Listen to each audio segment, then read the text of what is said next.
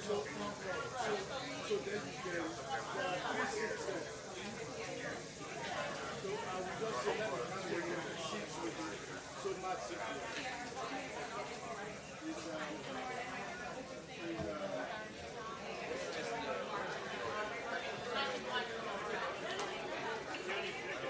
We'll begin in just a few more minutes.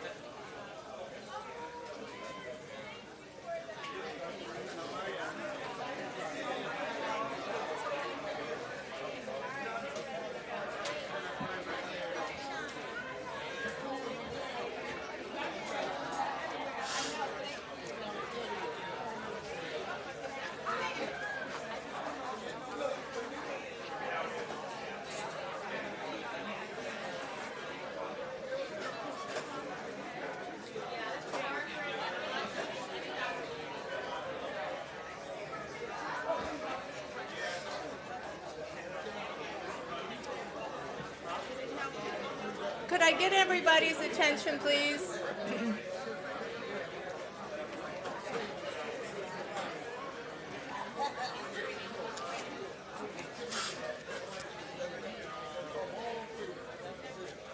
Could everybody please have a seat?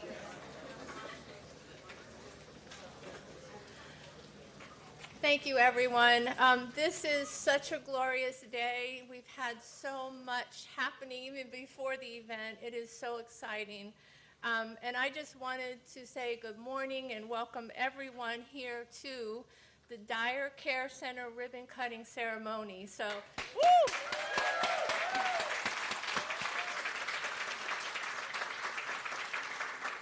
This has been a journey and a long-awaited event for us to have here. My name is Margaret Fowler, and I'm the Executive Director of Totally Linking Care in Maryland, aka TLC, it's for short.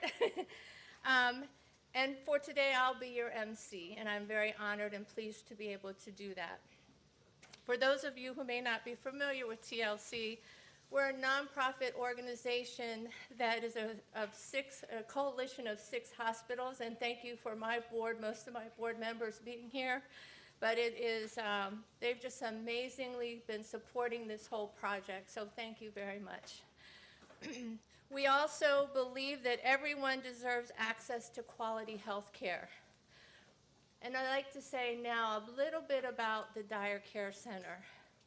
Approximately 4 years ago, we were fortunate to be able to take advantage of a landmark opportunity to re-envision how and where people who are experiencing behavioral health services can get care.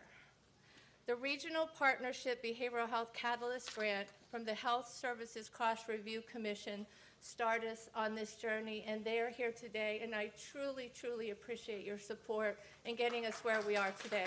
Thank you. I am so proud of not only what we have accomplished with building the Dyer Care Center and an expansion of the mobile crisis teams, but also we brought a sense of collaboration and innovation to the work that we've done here. We have been committed to building a foundation for the Prince George's County emergency crisis continuum based on the Crisis Now Best model practices to assure that we have quality care here in Prince George's County. Someone to call, 988. Someone to come to you, our mobile response team, and somewhere to go, right here at the Dyer Care Center. With a no wrong door approach and getting care they need, and today we have reached that milestone. So give yourself a round of applause.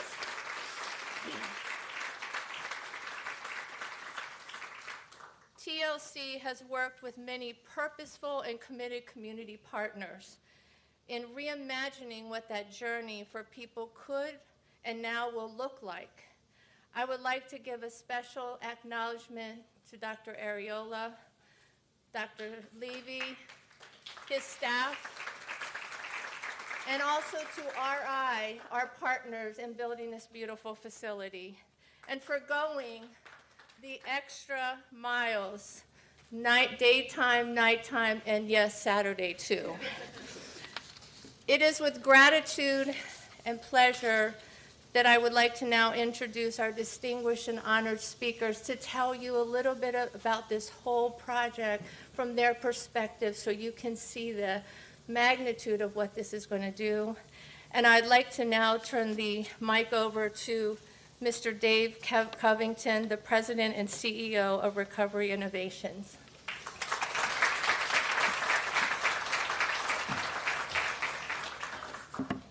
Thank you so much, Margaret. And what a great day. Terrific to see this facility open. None of you are old enough to remember the year I was born. But that year, in 1966, if you had a car accident or a heart attack or other medical emergency, you faced a gauntlet. In fact, you were better off being on the front lines of Vietnam versus being on a city street in Washington, D.C. in terms of getting fast, quality medical emergency care. A paper came out that laid out a plan for 911 for ambulances that could come rapidly to you and emergency departments you could actually get into. It took 30 years to build it out, but we all rely on that every day. We trust that that's part of a society that takes care of its own. In 2020, we had the same situation for people with a mental health, substance use, or suicidal crisis. You are largely on your own. You face the gauntlet of a hospital emergency department where you could stay for hours or days. And maybe you got care, maybe you just got detained. And for law enforcement, they were put in this impossible predicament where they could find themselves stuck. And sometimes they took people to jail who didn't need it. In 2020, SAMHSA put out a set of guidelines. It didn't take 30 years in Prince George's County because 15 minutes later, Dr. Belina Shaw was working on a grant.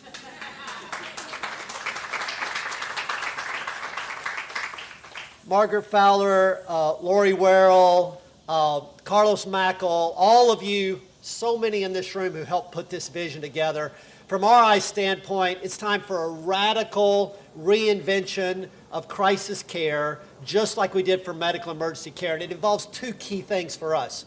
We've got to serve everyone the way the hospital emergency departments had to be converted to doors that were open to all.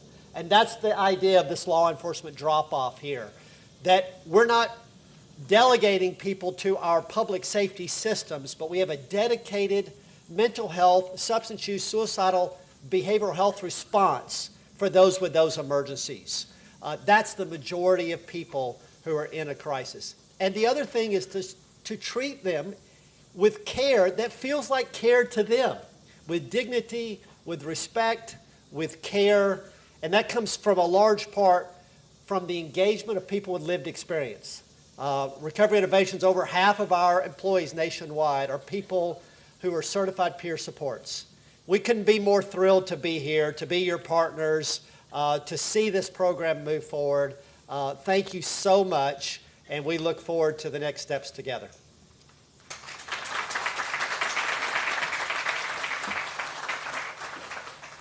Thank you, David. And now I'd like to invite Miss Angela Oslo-Brooks.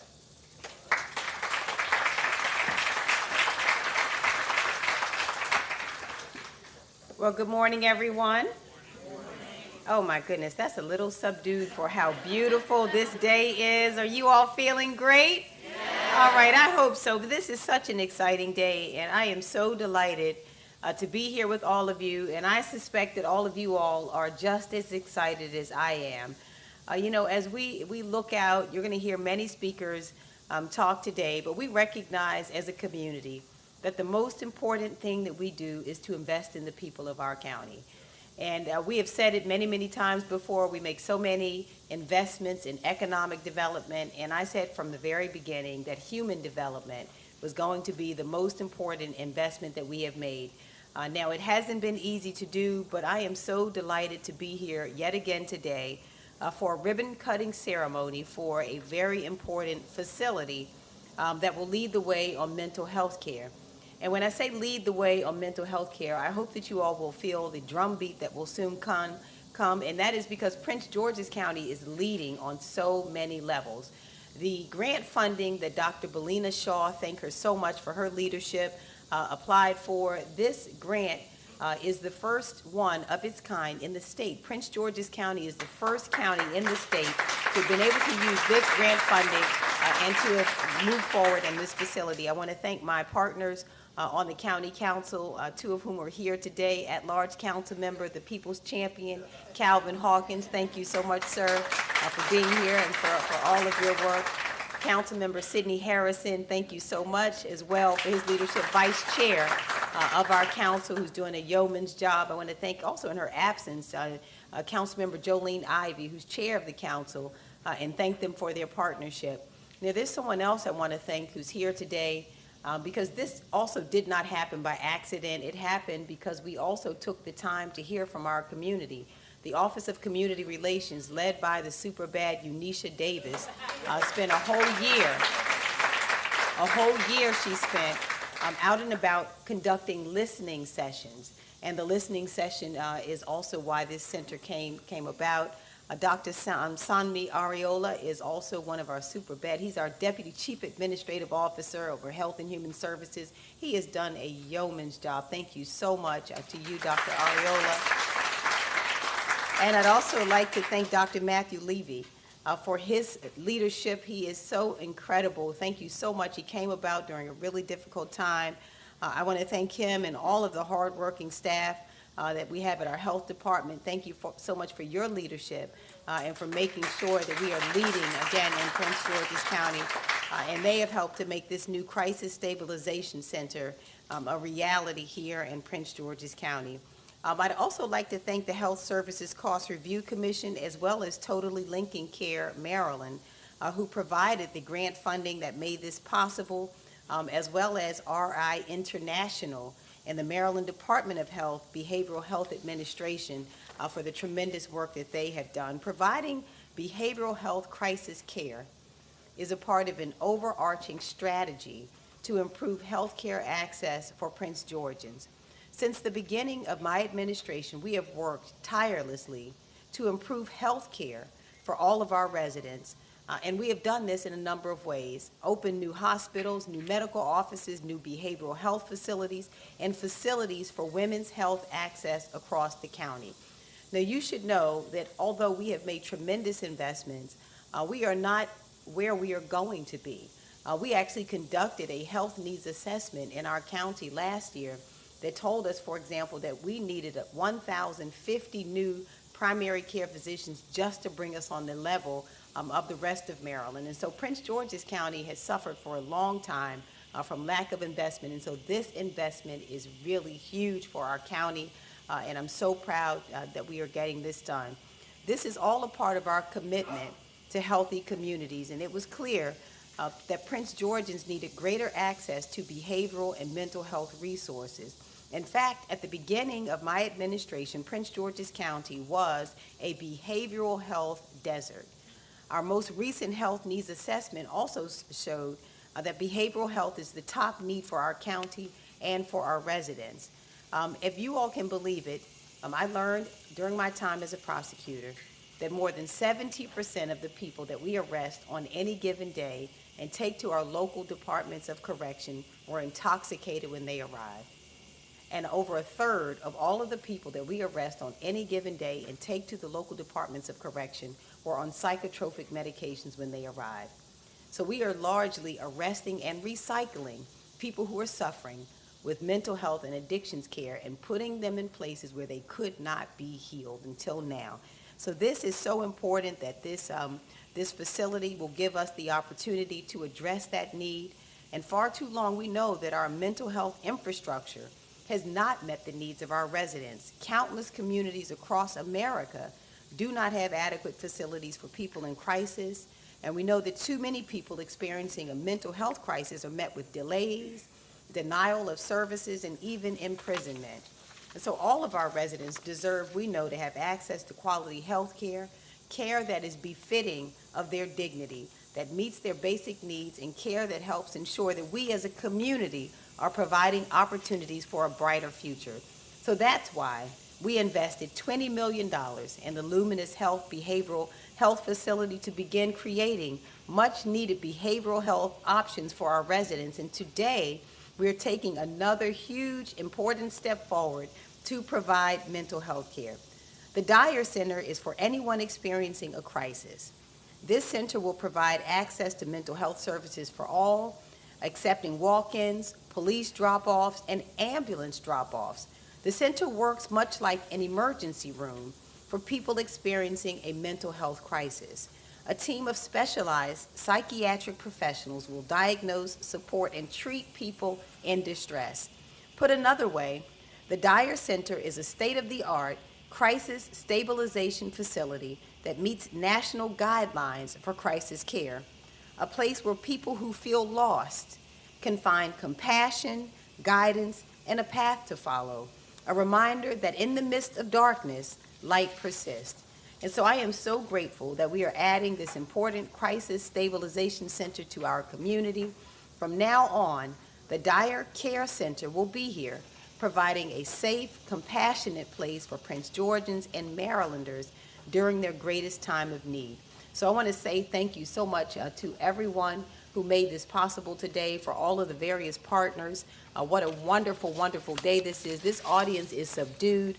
I hope by the time all of these speakers speak that there will be a little bit more joy in this audience. Oh, I want to also thank our sheriff who is here as well. Thank you so much, Sheriff Carr. I'm sorry for not recognizing our sheriff, and thank him also for his leadership. So thank you all so much. What a happy day. And next, I'd like to introduce Laura Harris-Scott, who is our Secretary of Health from the state of Maryland, and ask her to come up, please, and give remarks. Thank you so much for being here, Secretary.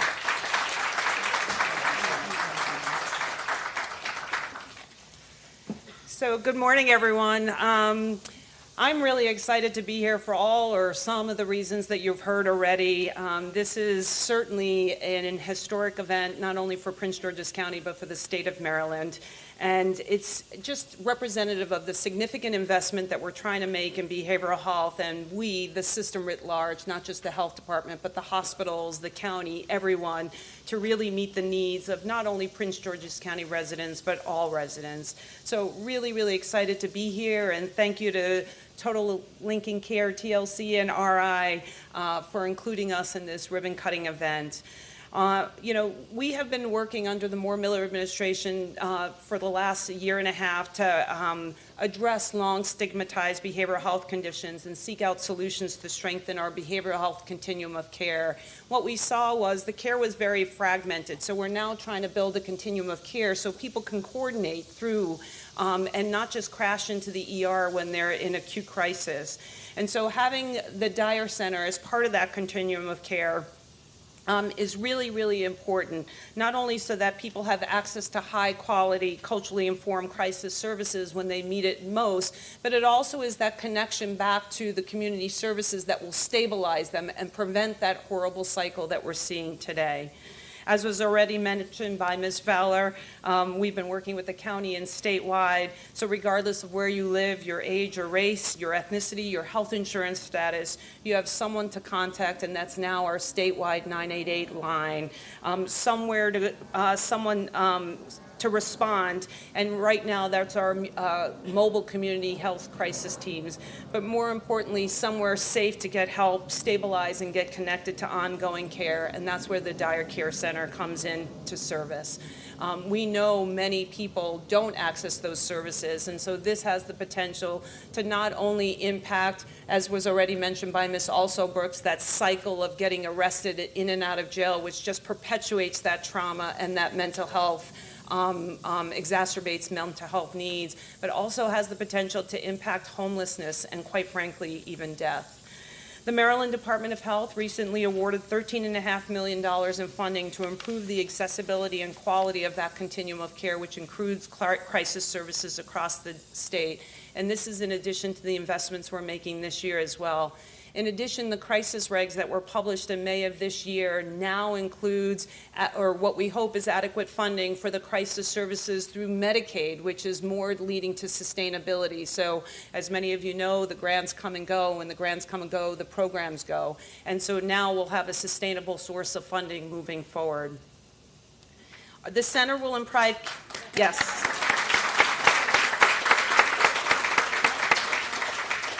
And as was already mentioned, this Dyer Care Center is a testament to the power of innovative partnerships between hospitals, community organizations, the county, and the state to improve care for the community. I know it's focused in Prince George's County, but we're seeing this not only as a regional asset, but ultimately as a statewide asset. It will improve care and outcomes for Marylanders who are experiencing a behavioral health crisis. It offers personalized crisis care, provides patients with a more therapeutic setting than traditional emergency departments, and connects them to ongoing services and supports. It will also, like I said, alleviate strain on law enforcement and emergency department providers. I think many of you know we have the longest ED wait times in the country, and we're actively working on that. But this is one way that will help with that, and reduce wait times for persons seeking behavioral health treatment of care. So I want to thank everyone involved making the Dyer Care Center a reality. County Executive Also Brooks. I also want to thank the Health Services Cost Review Commission and for their funding and support, and a heartfelt thank goes to the committed staff and leadership of TLC, RI International, certainly the county executive leadership. Congratulations on this accomplishment and your dedication to building a behavioral health system of care in Maryland that serves everyone. So thank you.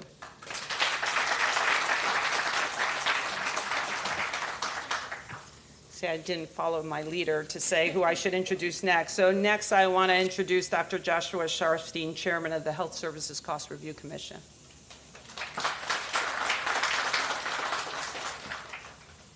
Thank you so much, Secretary Herrera Scott.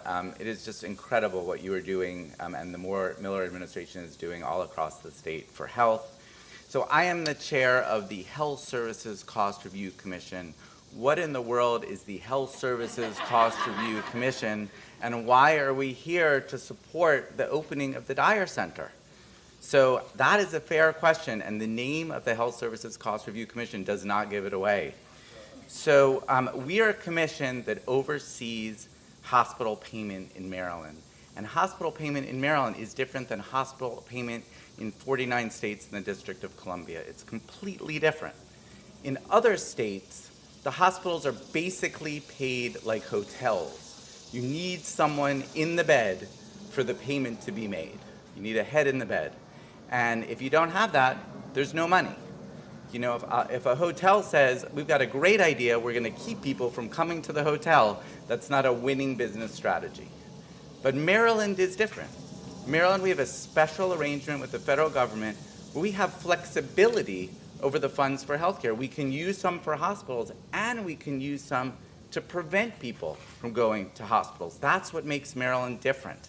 That's what made it possible for the Health Services Cost Review Commission to say, we have too many people going to the hospital for behavioral health conditions who don't need to, who could, if they got care in a place like this, never need to be in, a terrible environment for people who are really suffering, the emergency department. And that led the commission to say, well, what ideas are out there to help people to prevent? Only Maryland has that ability to do it, and only Maryland is doing it at this kind of scale. Now, that led to the regional partnership grant that you heard about that created $23 million over 5 years to make this possible. So that policy, that underlying uniqueness to Maryland made it possible, but it only made it possible. What made it happen was everything else.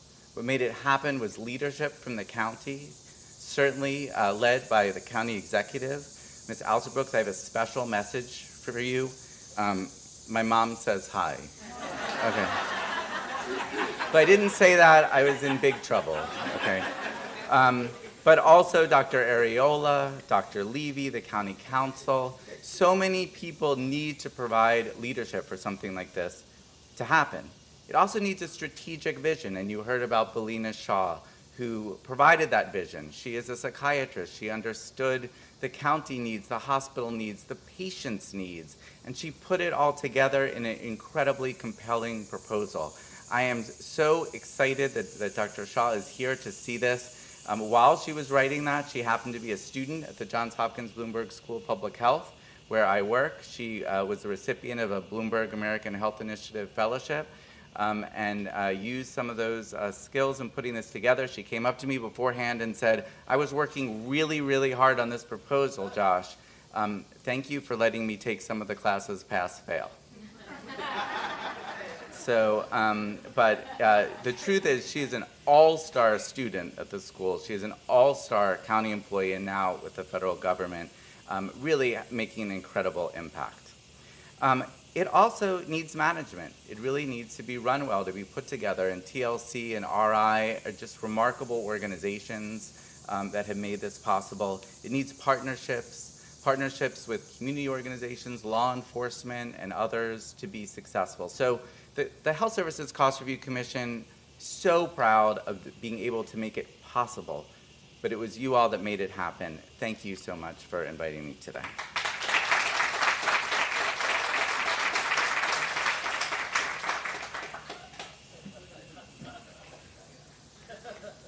Thank you, Dr. Sharpstein. The next person that I would really like to ask to come up today is very special and dear to my heart and has been so supportive throughout the whole thing, Ms. Lori Werrell, our chairman of the board.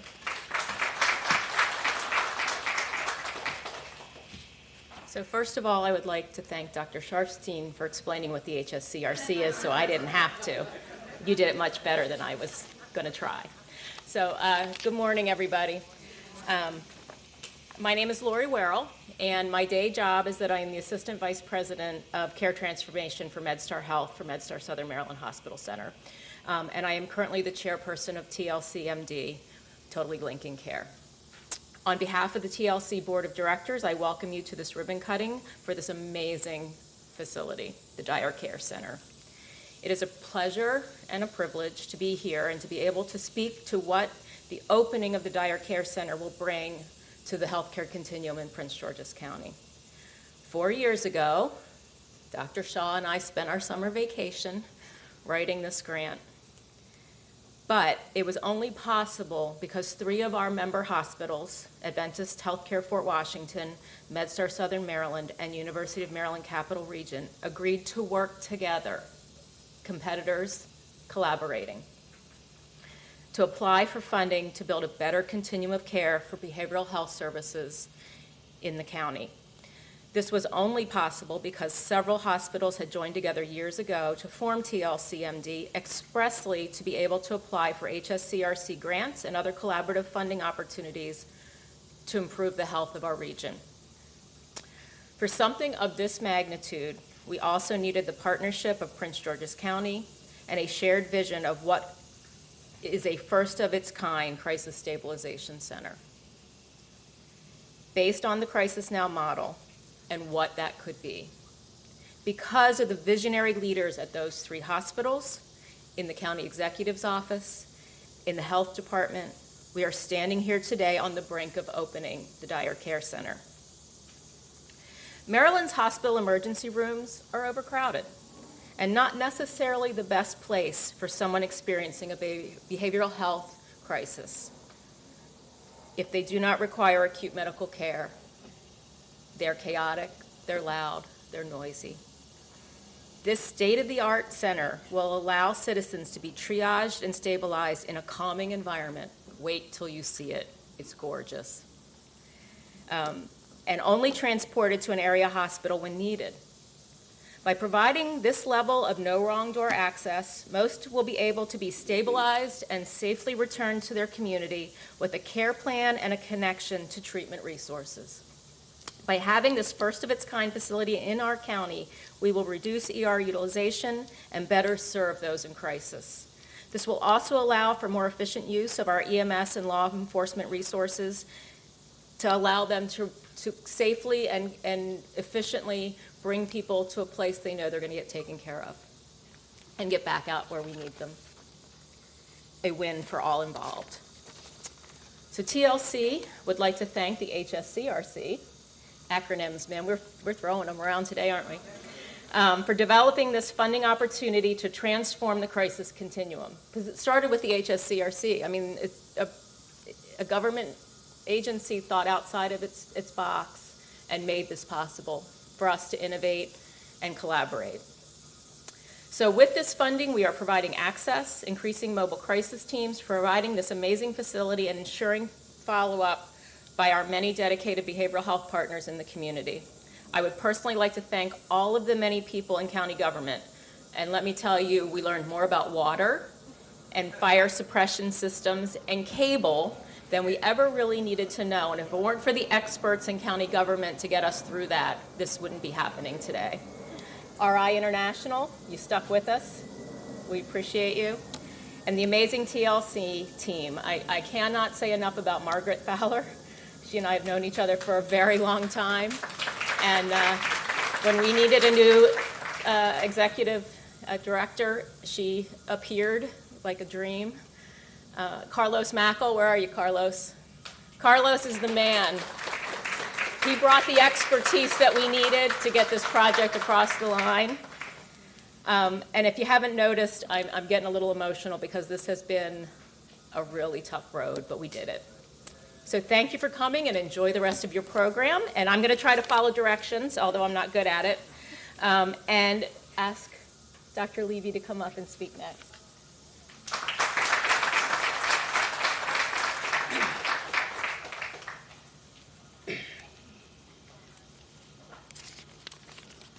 Lori, thank you.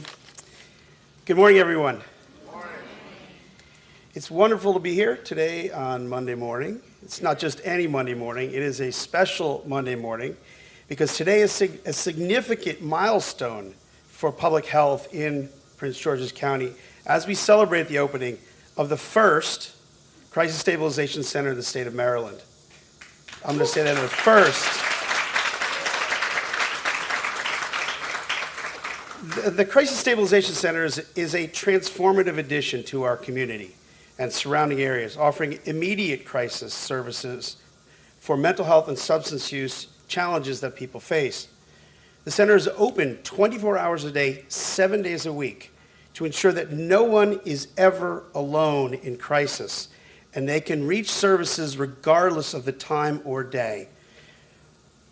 By providing immediate assistance, stabilization, and safety for individuals in crisis, the center addresses a critical gap in our mental health and substance use care continuum. This aligns with our new vision that all Prince Georgians are their healthiest at every age and every stage. And we are dedicated to eliminating the stigma surrounding mental health and substance use treatment, as this can be a major barrier for people seeking health care. It is important to share this knowledge that mental health and substance use disorders are treatable. I want to express my gratitude to the partnership between TLC, RI, my health department staff, and our community partners for making this a reality. This took all hands on deck. Facilities, communication, IT, our LBHA, our behavioral health division, budgeting, everybody was on board. And this collaboration between all of us enhances our county's ability, our overall public health response, and our ability to support our community. The Dyer Center Behavioral Health Crisis Stabilization Center, that's a bit of a mouthful, offers community-based, no wrong door, quick access to care, reducing the risk of harm, and offering help to manage symptoms. Our goal was and is to prevent unnecessary emergency department visits and inpatient admissions, and to offer great care coordination, linking people between the crisis and our community partners who provide behavioral health and mental health services. These initiatives are vital in promoting mental health awareness and resilience across Prince George's County. The Crisis Stabilization Center is part of the SAMHSA Crisis Now Care Continuum. And we couldn't do this without our key partners in the Maryland Department of Health, the HSCRC, the Behavioral Health Administration, Totally Linking Care, working together inside of Prince George's County to serve our community. We heard before that an individual now can experience that, who experiences a behavioral health crisis, has that continuum. Someone to call at 988, and if that doesn't work, then someone to respond in our mobile response teams. And if that doesn't work, a place to go, which is right behind me. The Crisis Stabilization Center stands as a beacon of hope and a cornerstone of our public health infrastructure, and provides essential care and support when it is needed most. I want to thank you for your continued support and dedication to improving the health and well-being of our community. Thank you. And now I'm going to follow directions, and I'm going to introduce the wonderful Dr. Belina Shaw, who is now the Senior Medical Advisor of the Center for Mental Health Services and Substance Abuse and Mental Health Administration, or SAMHSA, and she really was instrumental in making this possible. So, Belina.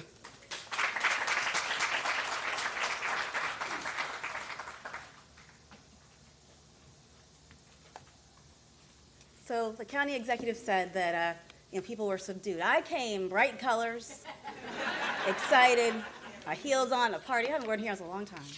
He said, I am coming for a party. This is so, so, so exciting. So I come on, I do formally come from the U.S. Department of Health and Human Services. That's the Substance Abuse and Mental Health Services Administration, also known as SAMHSA. I'm the Senior Medical Advisor there. And I also am the liaison to the 988 and Behavioral Health Crisis Coordinating Office. This is why we use acronyms, because there's too many words in all these things. And I am excited to be here because as a federal agency, this is what we want the states and the communities to do. You guys are a model. And actually, one of my activities that I do at SAMHSA is I help counties to create this. I actually run policy academies and bring together their stakeholders and help them do this very thing. So it's good that our front door is already swept before we go, try to support the rest of the nation. As a county resident, I'm just so proud of the work that's been done. And also, I do come, as folks say, personally. So I was the medical director for the Behavioral Health Division of the Prince George's County Health Department prior to coming to SAMHSA. And just to be frank, this project was the one thing that really kept me struggling and saying, do I want to take that federal job? Because this was my heart, this was my baby, and it really started. I'm going to tell you guys a little story. All right. So we were in the midst of the pandemic. I'm doing COVID care kits with Caitlin and sourcing international thermometers to send to people and things. This is the midst of COVID. And I get a call from the executive director of TLC, and he starts asking some questions around crisis. And I'm like, this is interesting. Why are you asking? And he said, well, there's this grant. We're thinking of applying. And I said, oh, that's nice. When's it due? In 3 weeks. I said, well, that's great. If you need anything, you need any support, you need some ideas, just let us know, but I'm not writing your grant. And so then, about 2 days later, I get a call from the health officer.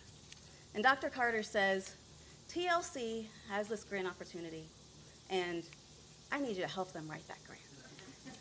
And so I had the pungent taste of foot in my mouth. And the foot was in my mouth for two reasons. Number one, I was helping to write a grant, and it was a team effort. But number two, the other reason my foot was in my mouth was it was no longer their grant. It became our grant as a community, as a county, with this public-private partnership. And that's really the most important piece. I mean, you know, Lori has been there the whole time, and I honestly, the only reason I had time for it was because I was supposed to be on vacation. And then, so this was really, truly, literally summer vacation, because, you know, you couldn't go anywhere, though, so we were at home. So we said we might as well keep working. All right, so I'm here with my bells and whistles with these two elements of that story. That I'm not writing your grant was chapter 1. And the process of this I'm not writing your grant moment, you know, I went to TLC and I said, here's the concept. This is what the HSCRC is asking for. This is what SAMHSA is saying. And to really do this right, and I really do think we need this, this is how we do it. And they're like, well, how much is it going to cost? I'm like, $23 million. You know, and actually we asked for more in the very beginning. And they're like, what? I'm like, $23 million. And so, you know, I think that it should not be lost that this is a major risk. This is a very significant risk because the HSCRC asked for a model for which there was no regulatory or fiscal infrastructure to sustain. And the state is just getting to this now, you know, 4 years later. And this is not unique. Every state, every community is going through these processes. So this is not, you know, a dig on Maryland or the county or the processes. I see it that from the federal level, from that vantage point, that everyone's doing this together now in the same way and trying to figure this out. But the only reason this worked was that it was predicated on trust, right? That TLC trusted us with the vision that we gave them, and said that, you know, we have this, you know, is it going to go off a cliff? And we said, then TLC said, we trust the health department, we trust the state, we trust MDH, we trust the HSCRC that they're going to be there with us to see us through if this is what the community needs. You're gonna make me cry too, Lori. And then also, you know, it's predicated on trust, and it's predicated just once again on partnership. And the second piece is build the plane as you fly it of this little story. And we were trailblazing. This was the only grant of the HSCRC grants that created the highest fidelity model to the SAMHSA guidelines. And so other crisis stabilization like centers will be opening in the state, but this one is the highest fidelity one. And we knew that was going to pose a challenge. And as we were doing this, we had eventually procured our RI, and I say we because we were helping to write, as the health department, it was technically their money, but we were writing the notice of funding. It was helping to review the proposals. This was truly a joint effort. And so RI came in, and RI is like, you know, we've done this in a couple of states, and sometimes it works, sometimes it may not always work, and they were a little rocky sometimes. But as that man over there, Carlos, that said, I got you. We're going to see this through.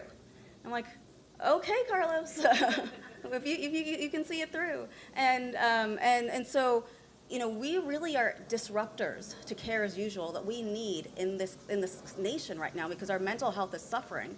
And this type of service is necessary because although we are in a predominantly minority county, in the states that RI has done this before, RI is the leader in creating these types of services and programs. In the states that RI has done this before, you guys showed us data that showed that black and brown people utilize it at a higher rate than the majority population. And so we knew that this was the actual model that's going to keep people out of the jails and emergency rooms, that this specific model was the one that would do it, and that you can't water down the model if you want to get people out of the emergency rooms. And so my lessons from this build your plane as you fly it chapter were that it was the persistence and patience.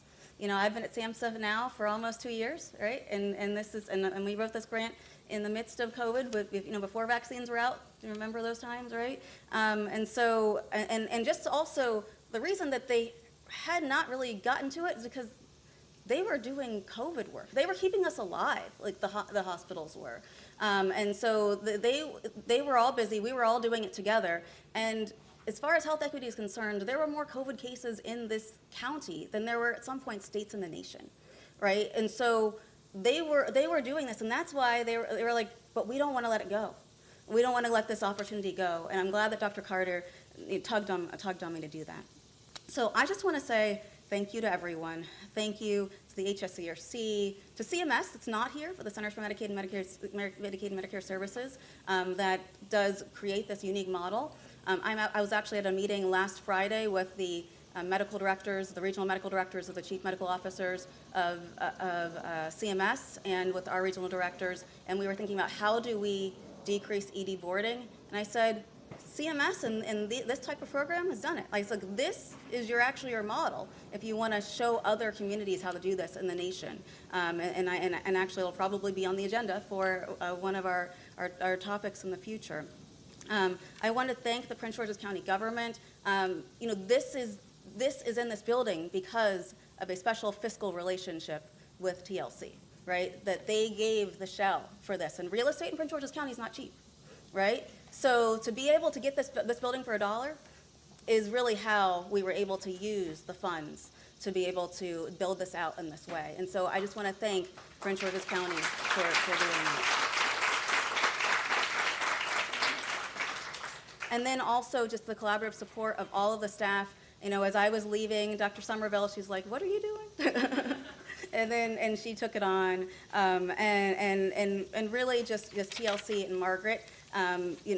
We traded back pain, literally, as soon as we did this, because it's really a labor of love. But I'm just so excited that this here is a trailblazing moment, and I can no longer, as a former resident in Baltimore City, current resident in Prince George's County, no longer hear Maryland's the leader, except.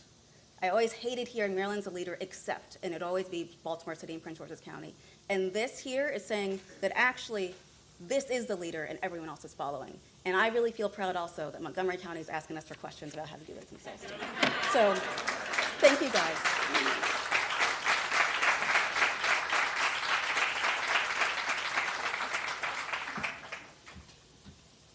Thank you, Dr. Shaw. That's amazing. Thank you. The next person that I would like to ask up is a very important person as well. And where is Ms. J.B. Moore? She is the Executive Director for NAMI.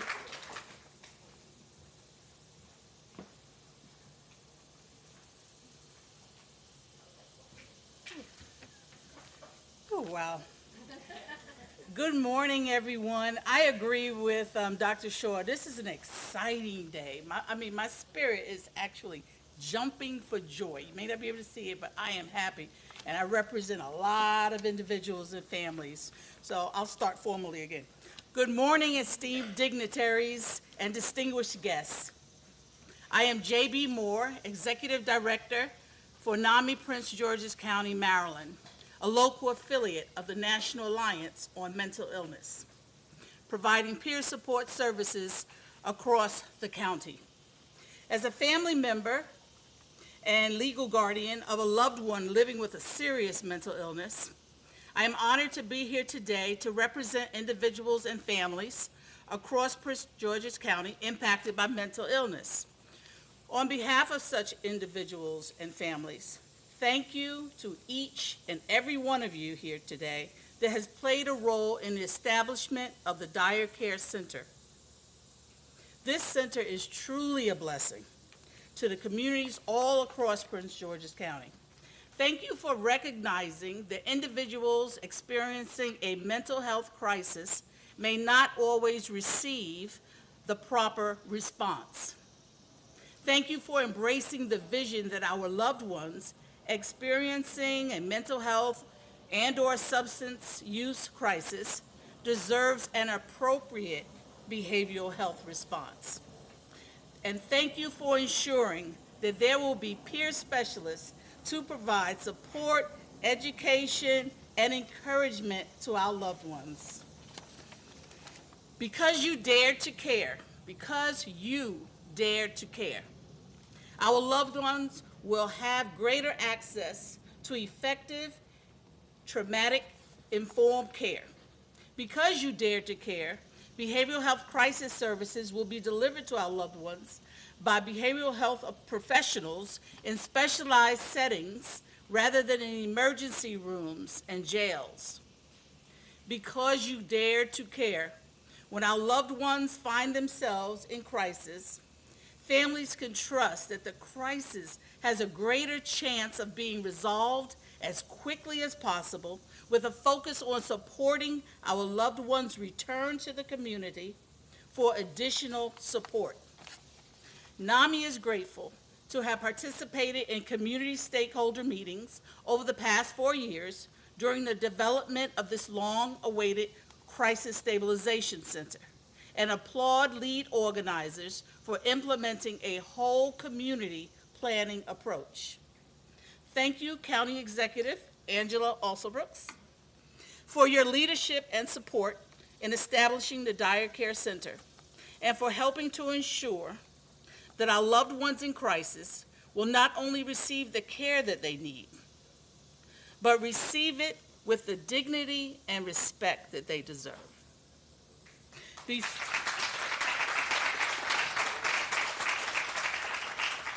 And before closing, I'd like to give a shout out to the Prince George's County Council and the Health Department and the local Behavioral Health Authority for their continuous support of the very important work that NAMI does. Thank you. And now, I have the distinguished honor of introducing Vice Chair of the Prince George's County Council, Sydney J. Harrison.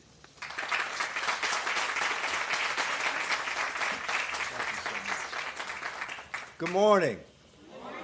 So I'm standing here with Chair Emeritus Calvin Hawkins, my colleague. As you all heard, he's the people's champ right here in Prince George's County. I'm bringing greetings and salutations from the County Council. The Chairwoman Ivy, she could not be with us this morning. She's on county business, but I wanted to have the opportunity to bring remarks before you from the County Council.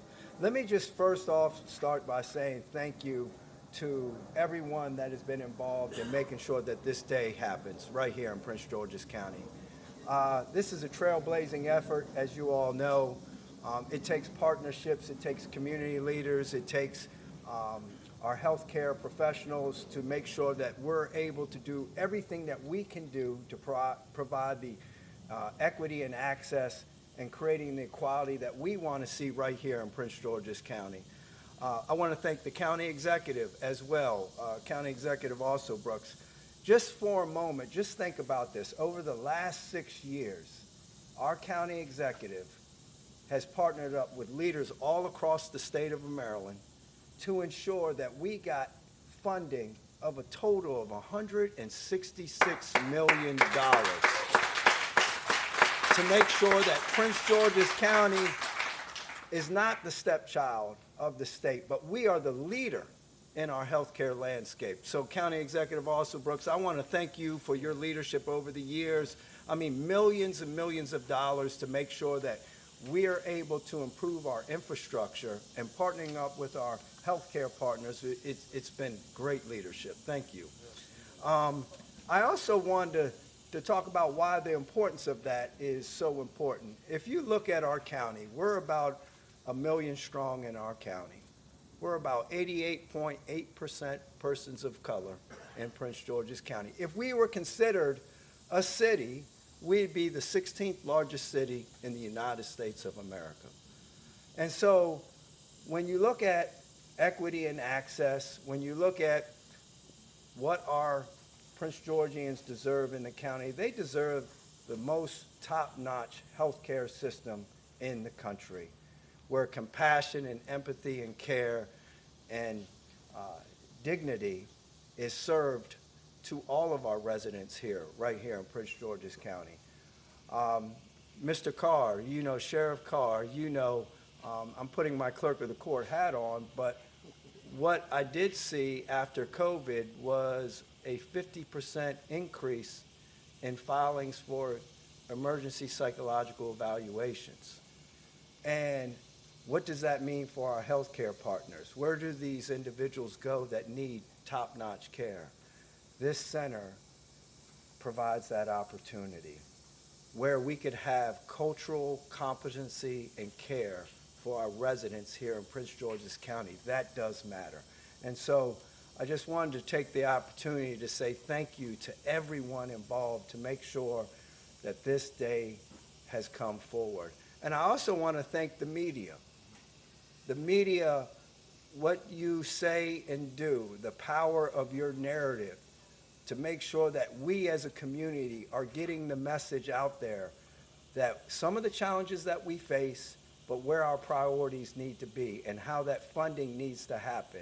I appreciate the coverage that you all are covering this, because this is a groundbreaking moment right here in Prince George's County, and everyone across this nation needs to understand that we, as Prince Georgians, are leading in this healthcare landscape.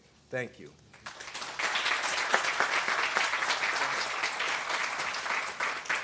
Everything has been said for all of our partners from the private side to the public sector.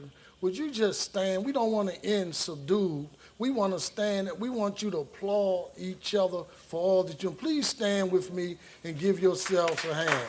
Please, everyone, please.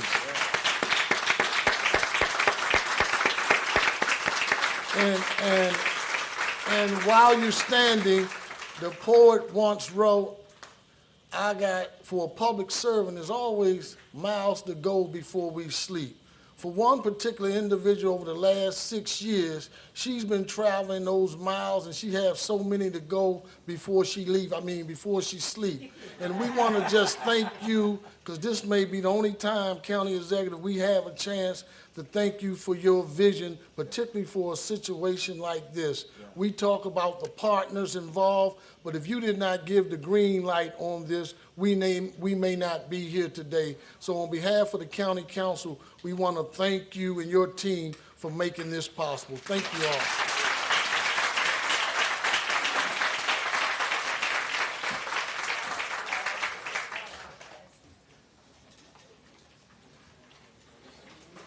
As you can see, it doesn't take 1, 2, 3, 4 people. It takes all of us. And there are some that are even behind the scenes. But together, we are stronger. As a team, we can get it done.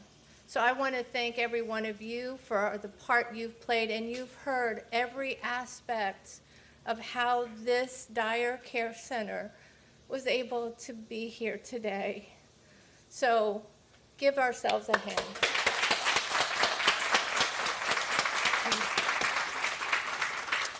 And as Dr. Valina Shaw and Lori know, it has been a labor of love. And I'm sorry, I'm listening to everybody. It is an amazing feat to have such wonderful partners to be able to get this done. And with that being said, we can now go over and cut the ribbon. So please come over and cut the ribbon, and then we'll